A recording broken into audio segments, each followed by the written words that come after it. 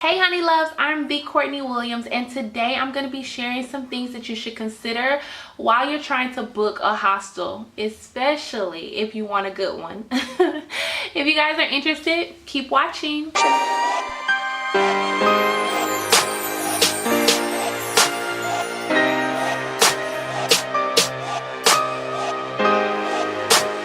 Okay honey love, so I've stayed in over 21 hostels since I've been traveling this far, and honestly I've stayed in all kind of places. I've done Airbnb, I've done couch surfing, I've even had the opportunity to stay in villas and sometimes bungalows when, you know, my coins permit. So I definitely understand the importance of finding good accommodations as you travel, and I'm sure you guys do too. Like, nobody wants to pay for a hostel or accommodations that are bad and uncomfortable. So I thought this would be a great opportunity to share some things that I learned along the way, especially for anybody who is new to this travel journey. So let's jump on in. Number one, do not book your hostel the same day that you are arriving in a new country. Honestly, I know this kind of seems basic, but people still do it, and I've even been guilty of this as I, traveled in the beginning.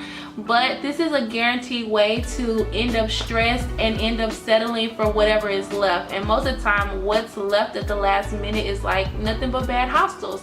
Especially, let's say if you're traveling in from another area and you just took a 12-hour bus and you're walking around a country that you're probably getting lost in because you don't really know the area with your bag and your luggage. Like, you're probably tired, just wanting to recharge, and you'll definitely end up settling for something, just anything to get situated. So just don't do it. Don't even put yourself in that type of situation. It could definitely be avoided. Number two, make sure you're not booking your hostel so much further in advance. Even a week in advance sometimes is too far in advance. If you guys have seen my video, How I Afford to Travel Long Term, you guys already know that I'm a big advocate of being flexible while you travel. And if you do this is gonna cut your flexibility guaranteed. Because if you, let's say you decide you're gonna go to one particular country, you never know who you're gonna meet along the way, who you might end up wanting to travel with, or what kind of travel deals might pop up before that time that you might want to take. So give yourself a little opportunity. I would say 3 days is a good number of time maximum to book your hostel before you're going to a new place, because within 3 days you'll definitely know where you're going to next. And then this will also give you an opportunity to really see what's in the area and really see what your options are as far as hostels, as well as maintain your flexibility while you're traveling. Number three, location. Ooh, location is so important, guys. You do not want to be in a hostel that's so far out from everything that you got to pay so much in travel expenses to get back into the city, especially even if it's a good hostel. So while you're booking your hostel, definitely take a moment to utilize whatever map situation that they have on the site.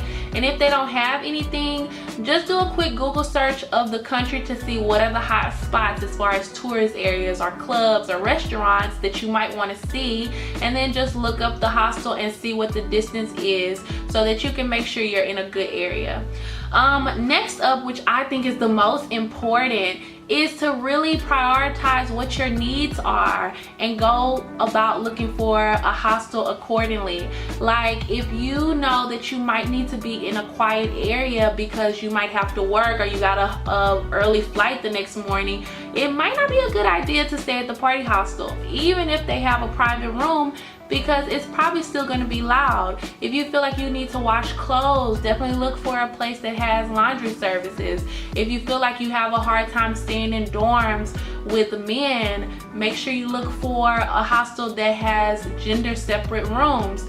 For me, my biggest thing is that I like to eat, and I'm a digital nomad. I work a lot online, so I'm looking for places that have Wi-Fi, and if they have breakfast, that's a good plus for me, but not necessarily a necessity. And then I go off of, what is the price range, because I am traveling on a budget. So you should do the same, because I think a lot of times, hostels get a bad rap or bad reviews because people will not prioritize what they need and really look for places. They'll just try to stay somewhere because it's $3 and not even taking consideration that, oh, this might be a party hostel, or maybe this isn't a good place to socialize, and so forth and so on. So definitely think about what you're booking before you actually book it, guys. Last but not least is to check the reviews. Don't just go off of what the ratings are, especially if you're using hostelworld.com, because sometimes the ratings are a little off. Hostels can sometimes get higher ratings if they're new, and sometimes they'll offer like different benefits to get people to give more ratings in the beginning to get their numbers up. And then also sometimes hostels will get lower ratings because, like I said, people will stay at places knowing dang well they got kids or something traveling with them and they're staying in a party hostel. Like, obviously that's not gonna work, you know? So read the hostel reviews, because if you do, you'll get a better idea if you'll actually be able to stay at this place, what they have, or what actually happens there. And then, you know, just taking that opportunity to do that, you'll quickly be able to see if a comment is actually valid for what your needs are. You know, was the person very valid in what they said, or was it, you know, kind of like a bogus situation that they should have kind of, you know, planned better for? You'll be able to decipher once you read through the comments. Okay, honey buns, that is gonna be it for today. I hope you guys enjoyed this video, and I hope you actually use these tips, because I definitely feel like they'll help you book better hostels and make sure you get good accommodations as you're traveling. In the meantime, let's get the conversation going. What do you prefer, hostels or hotels? Let me know in the comment section down below. And also don't forget to like and subscribe, and remember, people will stare. Make it worth their while, and I'll see you guys next time. Bye.